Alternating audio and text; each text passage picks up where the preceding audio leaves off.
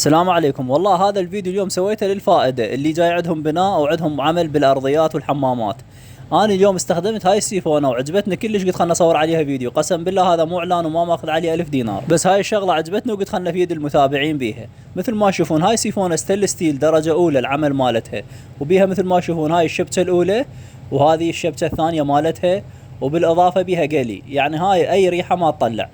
هاي الشغلة الأولى. الشغلة الثانية هي ستيل ستيل وبيها منها ربلة، يعني البورة راح يجي بيها كبس 100%.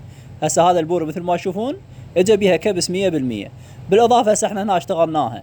إذا كان عندك وصاخة بيها مرات تنسد أو القلي بينترس وصاخة تقدر تنظفها، ينفتح القلي مالتها سن وتقدر تنظفها. طبعا هذا القلي مثل ما تشوفون سن، نضبه بهاي الطريقة راح يصير عندنا مضبوط 100% والشغل مالته حلو.